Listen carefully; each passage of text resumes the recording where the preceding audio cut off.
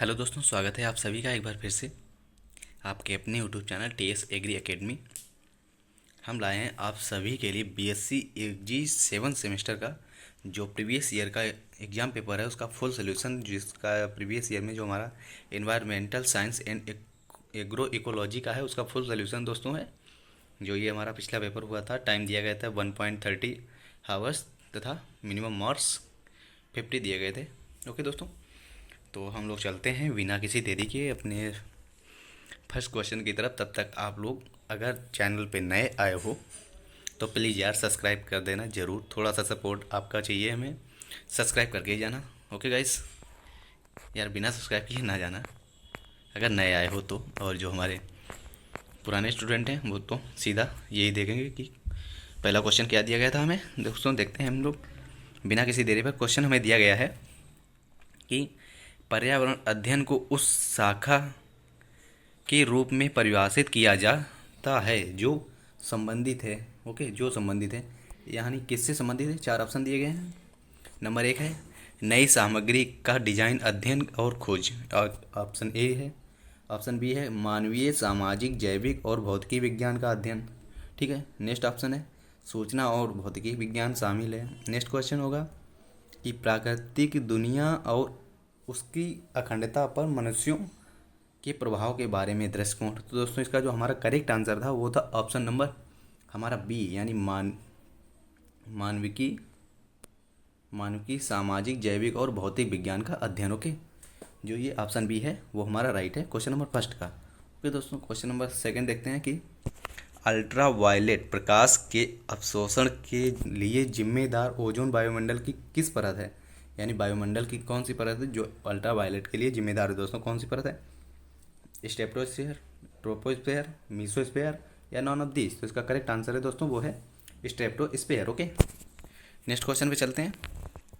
दिया गया है कि आदर्श रूप से भारत में वन भूमि अनुमानित प्रतिशत कितना हो चाहिए। मतलब भारत में जो है वन भूमि जो है वन क्षेत्र कितने प्रतिशत होना चाहिए। ओके, 50%, 15%, 33 या 44। तो इसका करेक्ट आंसर दोस्तों वो है 33%। मगर प्रेजेंट टाइम पे जो इंडिया में है वो है 21.5 या 7 करके कुछ है, इतनी परसेंटेज प्रेजेंट टाइम पे है, मगर होना चाहिए 33%। ओके दोस्तों, नेक्स्ट क्वेश्चन देखते हैं कि आवश्यक गैर धातु खनिज है, यानी आवश्यक गैर धातु खनिज कौन सा है दोस्तों।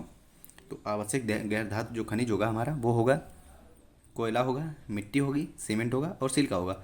ऑप्शन डी हमारा यहाँ पर राइट होगा। ओके दोस्तों, और ये जो तीन ऑप्शन दिए गलत दिए गए हैं, मगर ऑप्शन डी हमारा राइट है। ओके, नेक्स्ट चलते हैं क्वेश्चन नंबर 5 पे। दिया गया है कि एकीकृत फसल प्रबंधन को एक प्रक्रिया के रूप में परिभाषित किया गया। यानी एकीकृत फसल को किस क्रिया के रूप में परिभाषित किया गया। तो इसमें जो इसका ऑप्शन ए दिया गया है कि फसल उगाने के लिए परंपरागत तरीकों का उपयोग करें, और दूसरा ऑप्शन है कि कार्बनिक उर्वरकों और कीटनाशकों के विकल्पों का उपयोग करना चाहिए। तो इसमें जो करेक्ट आंसर है दोस्तों ये दोनों हैं। तो इसी हिसाब से ऑप्शन सी हमारा राइट होगा। ओके, क्वेश्चन नंबर 5 का ऑप्शन सी हमारा राइट होगा। ओके, नेक्स्ट क्वेश्चन है। नेक्स्ट क्वेश्चन दिया गया है हमें कि कौन सी तीन खाद्य पौधों की प्रजातियां दुनिया के खाद्य ऊर्जा सेवन की लगभग 60% आपूर्ति करती हैं। लगभग 60% आपूर्ति करती हैं। कौन सी तीन फसलें हैं दोस्तों। तो वो तीन फसलें हैं हमारी गेहूँ, चावल और मक्का। ओके, ऑप्शन बी हमारा राइट है, गेहूँ, चावल और मक्का। ये तीन फसलें हैं जो दुनिया की 60% आपूर्ति पूरी करती हैं। नेक्स्ट क्वेश्चन है क्वेश्चन नंबर 7। दिया है कि जैव ईंधन में अल्कोहल के कौन से दो रूप शामिल हैं। जैव ईंधन में अल्कोहल के कौन से रूप दोनों शामिल हैं। तो वो हैं एथेनॉल तथा मेथेनॉल। ऑप्शन ए हमारा राइट है, एथेनॉल तथा मेथेनॉल। ओके दोस्तों, नेक्स्ट है कि पारिस्थितिकी तंत्र के कार्यात्मक पहलू हैं। पारिस्थितिकी तंत्र के कार्यात्मक पहलू हैं तो दोस्तों क्या है, ऊर्जा चक्र, पोषक तत्व, खाद्य श्रृंखला या उपयोग सभी। तो इसका करेक्ट आंसर हो जाएगा दोस्तों आलाप एवं। ऑप्शन डी हमारा राइट है क्वेश्चन नंबर 8 का। ओके, चलते हैं क्वेश्चन नंबर 9 पे। क्वेश्चन नंबर 9 में दिया गया है कि निम्नलिखित में से किसे अपरदाहहारी भी कहा जाता है। यानी अपरदाहहारी किसे कहा जाता है दोस्तों। तो हमें चार ऑप्शन दिए गए हैं क्वेश्चन। ऑप्शन ए है शाकाहारी, बी अपघटक, सी मांसाहारी या उपयोग में से कोई नहीं। तो इसका जो करेक्ट आंसर है दोस्तों वो है ऑप्शन नंबर बी अपघटक। ओके, अपघटक। डिकम्पोजर, ऑप्शन बी हमारा डिकम्पोजर राइट होगा। ओके, क्वेश्चन नंबर 10 है, कौन सी मानव गतिविधि वातावरण में मौजूद ऑक्सीजन के स्तर को कम कर सकती है, यानी कौन सी मानव गतिविधि है। तो दोस्तों ऑप्शन ए वनों की कटाई, पशु शिकार, खनन, या ए बी सी दोनों, ए और सी दोनों। इसका करेक्ट आंसर है दोस्तों वनों की कटाई। ओके, वनों की कटाई, ऑप्शन ए हमारा राइट है। नेक्स्ट क्वेश्चन है, नेक्स्ट क्वेश्चन जो दिया गया है कि निम्नलिखित में से कौन सी वन सेवा है, निम्नलिखित में से कौन सी वन सेवा है। तो दोस्तों कौन सी वन सेवा है, तो इसका जो ऑप्शन हमें दिए गए हैं, सतही अपवाह वर्षा जल को कम करता है, मिट्टी के कटाव को रोकता है, स्थानीय तापमान को विनियमित करे, और उपरोक्त सभी। तो इसका करेक्ट आंसर हो जाएगा दोस्तों वो ऑप्शन डी हमारा राइट होगा, यानी कि ये तीनों हैं। ओके, तो ऑप्शन डी हमारा राइट होगा। यहाँ पे चलते हैं क्वेश्चन नंबर नेक्स्ट पे हम लोग कि 12 नंबर दिया गया है। 12 नंबर क्वेश्चन है कि निम्नलिखित में से कौन वन हानि का कारण नहीं है। वन हानि का कारण दोस्तों कौन नहीं है, which of the following is not the reason of the forest loss. तो इसका करेक्ट आंसर है दोस्तों वो है मेरे हिसाब से क्वेश्चन नंबर 12 जो है उसका correct answer option number, question number 12 का ऑप्शन नंबर हमारा बी है कि प्रजातियों का विलुप्त होना। ओके, मेरे हिसाब से है। अगर आपको हमें फिलहाल कुछ और भी एक दो क्वेश्चन है इसमें ऑप्शन जो दिए गए हैं 4 में से और भी हमें सही लग रहे हैं, मगर जो ज़्यादा सटीक है वो है ये कि प्रजातियों का विलुप्त होना वन हानि का कारण नहीं है। ओके दोस्तों, आपके हिसाब से आप देख सकते हो। चलते हैं हम लोग क्वेश्चन नंबर 13 पे। 13 नंबर दिया गया है कि निम्नलिखित में से कौन सी गतिविधि जल स्तर को कम कर सकती है। कौन सी गतिविधि दोस्तों कम कर सकती है, वो कर सकती है भूजल की अधिक निकासी। ओके, भूजल की अधिक निकासी, over extraction of ground water, option C हमारा राइट है यहाँ पे। क्वेश्चन नंबर 14 दिया गया है, किस दिन विश्व पर्यावरण दिवस मनाया जाता है। Which day is the celebrated by world environmental day. तो दोस्तों है 5 जून। ओके, 5 जून हमारा ऑप्शन बी राइट है। ओके, नेक्स्ट है कि सबसे अधिक बार होने वाली और स्वाभाविक रूप से होने वाली आपदा कौन सी है। The most frequent and the naturally occurring disaster is. तो कौन सी दोस्तों, वो है फ्लड, हमारी ऑप्शन सी राइट है, यानी कि बाढ़ सबसे अधिक बार होने वाली आपदा जो है बाढ़ है। नेक्स्ट क्वेश्चन है, नेक्स्ट क्वेश्चन जो है कि UNCED का अर्थ क्या है। दोस्तों UNCED का अर्थ जो है वो है united nation conference environmental of and development. Okay, option C हमारा इसमें राइट है, ऑप्शन सी हमारा राइट है। Okay, sorry option B right है, ऑप्शन बी हमारा यहाँ राइट है, ऑप्शन बी। ओके, इसके चलते हैं क्वेश्चन नंबर 17 पे। 17 जो दिया गया है कि कैंसर का एकमात्र सबसे बड़ा रोके जाने योग्य कारण है। तो क्या कारण है दोस्तों, वो है तंबाकू स्मोकिंग, यानी तंबाकू धूम्रपान रोका जाने का एकमात्र कारण है, ऑप्शन ए। 17 का हमारा ऑप्शन ए राइट है। इसके बाद चलते हैं क्वेश्चन नंबर 18 पे कि जल मंडल पर दिया है कि जल मंडल पर विकास गतिविधि का कारण होता है। जल मंडल पर विकास गतिविधियों के कारण होते हैं, क्या होते हैं, वायु प्रदूषण, मृदा प्रदूषण, जल प्रदूषण और मिट्टी का चरण। दोस्तों करेक्ट आंसर है दोस्तों वो है ऑप्शन बी, ऑप्शन सी जल प्रदूषण, water pollution. Okay, option C हमारा राइट है। क्वेश्चन नंबर नेक्स्ट देखते हैं 19 की पर्यावरण जीवन रक्षक प्रणाली है जिसमें शामिल है। क्या शामिल है दोस्तों, वो है वायु, पानी, भूमि, ऑल ऑफ दीज, यानी ऑप्शन डी हमारा राइट है। क्वेश्चन नंबर 19 का ऑप्शन डी हमारा राइट है। ओके, चलते हैं क्वेश्चन नंबर 20 पे। दिया है कि रिमोट क्रॉसिंग प्रयोग किसके लिए किया जाता है, यानी रिमोट क्रॉसिंग का प्रयोग किसके लिए किया जाता है। दोस्तों किया जाता है मौसमी भविष्यवाणियों के, मौसम की भविष्यवाणी के लिए किया जाता है, वेदर फोरकास्टिंग के लिए किया जाता है। ओके, क्वेश्चन नंबर 21 है कि ऐसी सामग्री जिसे सूक्ष्म जीवों द्वारा अपेक्षाकृत हानि रहित यौगिकों में अपघटित किया जा सकता है को कहते हैं, क्या कहते हैं दोस्तों, वो उसे कहते हैं हम लोग। क्वेश्चन नंबर 21 है, इसका करेक्ट जो आंसर होगा 21 का वो है ऑप्शन, क्वेश्चन नंबर 21 का जो करेक्ट आंसर होगा दोस्तों वो है, सॉरी दोस्तों देख लें ज़रा दोस्तों, मेरे हिसाब से इसमें जो है जैव चिकित्सा विशिष्ट है। मेरे हिसाब से दोस्तों जो सटीक आंसर है वो मेरे हिसाब से ये है। आप अपने हिसाब से, मेरे एक तरीके से ये क्वेश्चन मेरे डाउट में है, आप लोग कमेंट सेक्शन में यदि क्लियर किसी को आंसर हो तो हमें बता सकते हैं। ओके, कमेंट सेक्शन में बता दे। नेक्स्ट क्वेश्चन पे हम लोग चलते हैं। नेक्स्ट क्वेश्चन जो दिया गया है कि वायुमंडल में 79% नाइट्रोजन और 21% ऑक्सीजन होता है। क्या होता है दोस्तों? तो 22 इसका ऑप्शन ए राइट होगा, यानी कि आयतन वॉल्यूम होगा। ओके, नेक्स्ट चलते हैं क्वेश्चन नंबर 23 पे। 23 दोस्तों, क्वेश्चन नंबर 23 है कि सतत विकास का अर्थ है। सतत विकास का अर्थ दोस्तों क्या है? वो है मानव अवस्थाओं और संसाधन प्रदान करने की के लिए पृथ्वी की क्षमता के बीच समतुल्य। ओके, ऑप्शन सी राइट है। 23 का हमारा ऑप्शन सी राइट था यहाँ पे। ओके, क्वेश्चन नंबर 24 देखते हैं कि निम्नलिखित में से कौन पर्यावरण अनुकूल कृषि पद्धति है। निम्नलिखित में से कौन पर्यावरण अनुकूल कृषि पद्धति है? कौन सी है दोस्तों? वो है जैविक खेती। ऑप्शन सी हमारा राइट है 24 का। ओके दोस्तों, चलते हैं क्वेश्चन नंबर 25 पे। दिया गया है कि एक शाकाहारी को इस रूप में भी जाना जाता है। किस रूप में जाना जाता है दोस्तों? निर्माता, पहले क्रम का उपयोक्ता, दूसरे क्रम का उपयोक्ता है, तीसरे क्रम का उपयोक्ता। जो करेक्ट आंसर है दोस्तों वो है option B, first order consumer. Okay, पहले क्रम का उपभोक्ता। नेक्स्ट क्वेश्चन पे चलते हैं। क्वेश्चन नंबर 26 दिया गया है हमें कि इनमें से किस जीव का आहार केवल पादप पदार्थ है? दोस्तों किसका? सर्वाहारी, शाकाहारी, मांसाहारी, कीटभक्षी। करेक्ट आंसर है दोस्तों ऑप्शन सी हमारा राइट है यहाँ पर, ऑप्शन सी यानी शाकाहारी, हर्बीवोरस। नेक्स्ट चलते हैं क्वेश्चन नंबर 27 पे कि किसी भी खाद्य श्रृंखला का सही अंत होता है। क्या होता है दोस्तों? वो होता है अपघटक। अपघटक, ऑप्शन ए राइट होगा, अपघटक 27 का। चलते हैं क्वेश्चन नंबर 28 पे। 28 जो दिया गया है हमें कि इनमें से कौन चराई खाद्य श्रृंखला में प्राथमिक उपभोक्ता की श्रेणी से संबंधित है? कौन सा दोस्तों? वो है गाय तथा खरगोशों के, काउ एंड रैबिट। और ये तीन ऑप्शन गलत है हमारे ऊपर वाले, ऑप्शन डी हमारा राइट है। क्वेश्चन नंबर 29 दिया गया है कि एक ही स्थान पर रहने वाले और एक ही समय में रहने वाले एक ही प्रकार के जीवों के समूह को संदर्भित कर सकते हैं। किससे दोस्तों? क्या कर सकते हैं? कम्युनिटी यानी समुदाय से। ओके, ऑप्शन ए राइट होगा, समुदाय से। क्वेश्चन नंबर चलते हैं 30 पे। 30 है कि निम्नलिखित में से कौन सा जीवाश्म ईंधन है? कौन सा जीवाश्म ईंधन है दोस्तों? वो है जीवाश्म ईंधन हमारा, वो है कोयला। ऑप्शन बी राइट होगा, 30 का ऑप्शन बी राइट। जीवाश्म ईंधन कोयला हमारा है।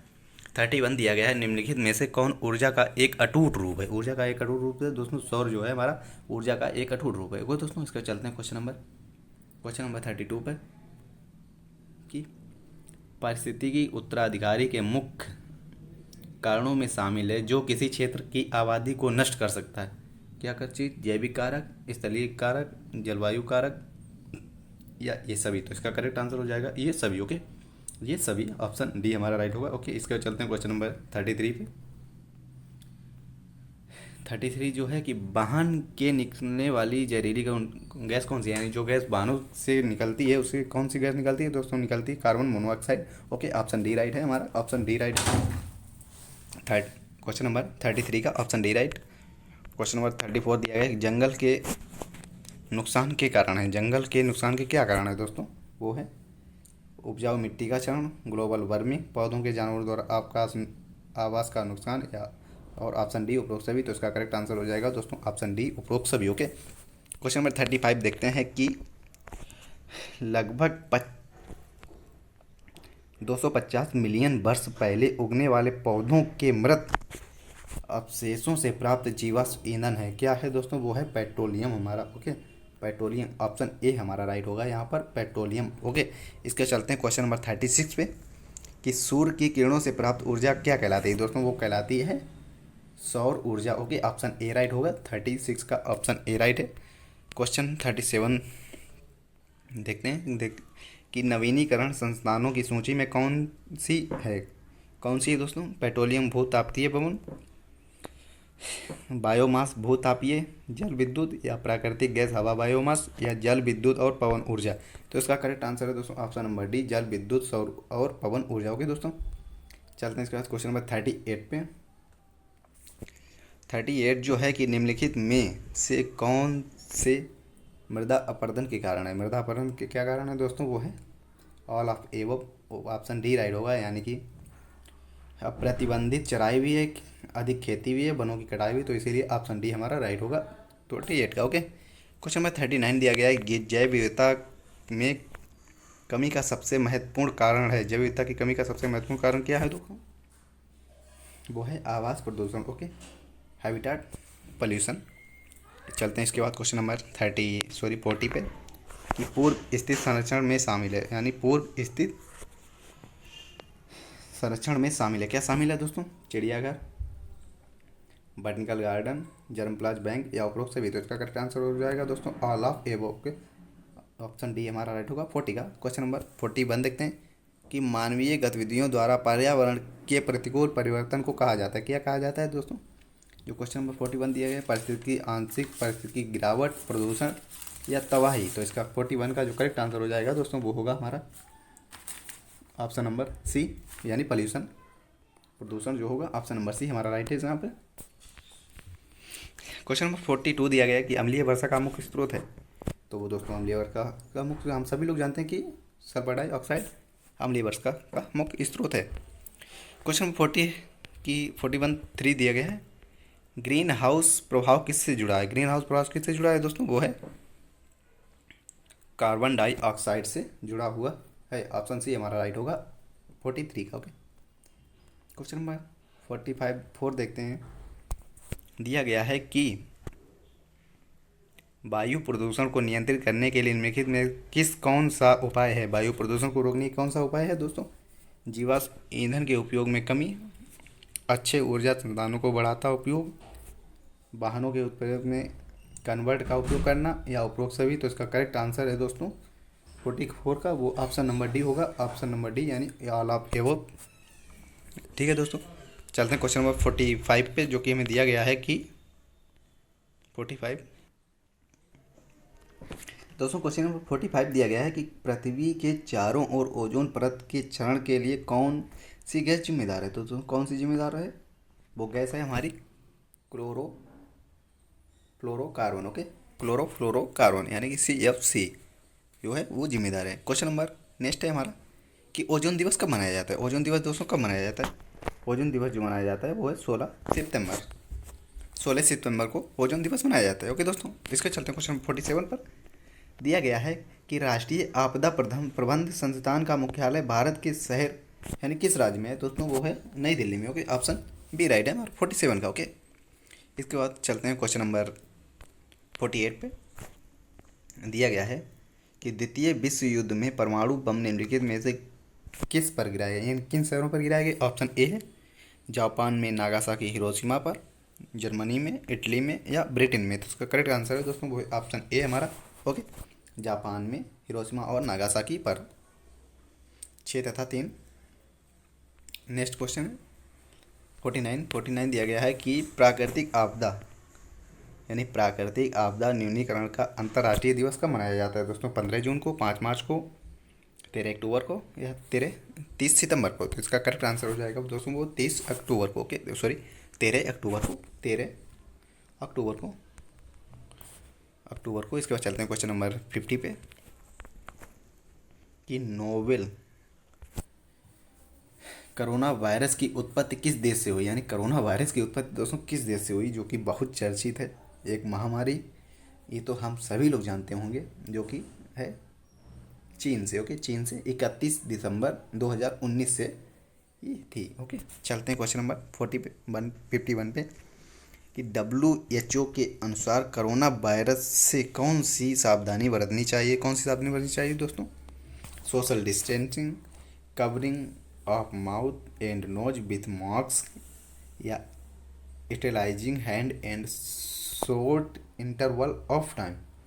तो इसका जो करेक्ट आंसर हो जाएगा दोस्तों ऑल ऑफ एबव, यानी ऑप्शन डी हमारा राइट होगा। यानी कि सामाजिक दूरी भी रखनी है, मुंह नाक को ढककर रखना है हमें, थोड़े समय के बाद हाथों को साफ करना भी है। ओके, चलते हैं क्वेश्चन नंबर 52 पे। 52 हमें दिया गया है कि आपदा प्रबंध योजना के 3 चरण क्या हैं? आपदा प्रबंध योजना के 3 चरण दोस्तों क्या हैं? वो हैं 3 चरण जो क्वेश्चन नंबर 52 हमारा दिया गया है, उसका करेक्ट आंसर है ऑप्शन दिया गया है तैयारी, प्रक्रिया और वसूली, तैयारी, योजना और धरना। नेक्स्ट है निकासी, पुनर्निर्माण और पुनः ब्रांडिंग या योजना, निकासी और वसूली। तो इसका करेक्ट आंसर है दोस्तों योजना, निकासी और वसूली, प्लानिंग, इक्वेस्टिंग और रिकवरी। इसके बाद चलते हैं क्वेश्चन नंबर 53 पे। एक परितंत्र की विशेषता होती है। एक परितंत्र की विशेषता क्या होती है दोस्तों? एक परितंत्र की विशेषता होती है ऊर्जा प्रवाह, सौर ऊर्जा में कार्बनिक यौगिक में परिवर्तन करने वाला ऑटोट्रॉप्स या कार्बनिक पदार्थों की कार्बनिक यौगिकों में पुनर्जीवन करने वाली डिकोपोजर या उपयोग में से सभी। तो इसका करेक्ट आंसर है दोस्तों वो है उपरोक्त में से सभी। ओके, ऑप्शन डी हमारा राइट है 53 का। क्वेश्चन नंबर 54 दिया गया है हमें कि निम्नलिखित में से कौन सा दुनिया का सबसे बड़े पारिस्थितिकी तंत्र का गठन करता है? कौन करता है दोस्तों? वो करता है महासागर। ओके, महासागर सबसे बड़े पारिस्थितिकी तंत्र का गठन करता है। चलते हैं, ऑप्शन ए हमारा राइट था 54 का। चलते हैं क्वेश्चन 55 पे दिया गया है हमें कि सॉरी दोस्तों, इसमें क्वेश्चन भद्दा दिख रहा है। 55 क्वेश्चन नंबर दिया गया है कि निम्नलिखित में से कौन प्राकृतिक तंत्र द्वारा प्रदान की जाने वाली एक पारिस्थितिकी तंत्र सेवा है? एक पारिस्थितिकी तंत्र सेवा क्या है दोस्तों? मिट्टी के कटाव की रोकथाम, पोषक तत्वों का चरण, प्रदूषण, अवशोषण तथा ग्लोबल वार्मिंग के खतरे या उपरोक्त में से सभी। तो इसका करेक्ट आंसर हो जाएगा दोस्तों वो होगा ऑल ऑफ एबव, उपरोक्त में से सभी। 55 का ऑप्शन डी हमारा राइट है यहाँ पे। क्वेश्चन 56 देखते हैं कि उत्तर प्रदेश का राज्य पक्षी कौन सा है दोस्तों? सारस, कबूतर, गौरैया या कौवा? तो इसका करेक्ट आंसर है दोस्तों वो है सारस। ओके, यानी क्रेन। क्वेश्चन 57 हमें दिया गया कि सबसे हानिकारक पर्यावरण प्रदूषण कौन सा है? सबसे हानिकारक पर्यावरण प्रदूषण दोस्तों कौन सा है? मानव जैविक अवशिष्ट या फीडलॉट के अपशिष्ट, गैर बायो डिग्रेडेबल रसायन या अधिक मात्रा में मौजूद प्राकृतिक पोषक तत्व। तो इसका करेक्ट आंसर हो जाएगा दोस्तों वो होगा ऑप्शन नंबर बी। ओके, बिटायल फीडलॉट से अपशिष्ट। ओके, चलते हैं क्वेश्चन नंबर 58 पे दिया गया है कि बीटी कॉटन आनुवांशिक रूप से संशोधित फसल है, मदद करती है। किसमें मदद करती है दोस्तों? कीट प्रतिरोधन, शाकनाशी प्रतिरोधन, मिट्टी की उर्वरता बढ़ाता है या फसल के बाद नुकसान को कम करे। तो इसका करेक्ट आंसर हो जाएगा दोस्तों वो है कीट प्रतिरोधक के प्रतियों के पेस्ट रिप्रेजेंटेशन। ऑप्शन ए हमारा राइट है। चलते हैं क्वेश्चन नंबर 59 पे दिया गया है कि गैसीय वायु प्रदूषकों में रासायनिक युक्त पानी को छोड़ने के अलावा उद्योग बहुत अधिक ठोस अपशिष्ट भी छोड़ते हैं। ये अपशिष्ट के रूप में होते हैं। किसके रूप में होते हैं? रासायनिक अपशिष्ट, क्लोराइड, धातु या ये सभी। तो इसका करेक्ट आंसर हो जाएगा दोस्तों ऑप्शन डी हमारा राइट होगा, ये सभी। ओके, धातु राग, फ्लाइस भी होगा, रासायनिक अपशिष्ट भी होंगे। ओके, क्वेश्चन नंबर 60 और लास्ट क्वेश्चन हमारा है दिया गया है कि हम भूमंडलीय ऊष्मीकरण को कैसे नियंत्रित कर सकते हैं? कैसे नियंत्रित कर सकते हैं दोस्तों? क्वेश्चन नंबर 60 जो है उसका करेक्ट आंसर हो जाएगा दोस्तों वो होगा कि जीवाश्म ईंधन के उपयोग में कटौती और ऊर्जा उपयोग की क्षमता में सुधार, या ए भी दोनों। तो इसका करेक्ट आंसर हो जाएगा दोस्तों ए भी दोनों, यानी बोथ। तो ऑप्शन सी इसका राइट है क्वेश्चन नंबर 60 का। दोस्तों आप सभी को लोग मेरे इस चैनल को लाइक, शेयर तथा सब्सक्राइब जरूर करें। हम लोग मिलेंगे अपने नेक्स्ट वीडियो में किसी अन्य टॉपिक के साथ। तब तक आप लोग मेरे इस चैनल को लाइक, शेयर, सब्सक्राइब बहुत ज़्यादा से ज़्यादा करें। So thanks for watching. मिलते हैं हम लोग अपने नेक्स्ट वीडियो में। ओके।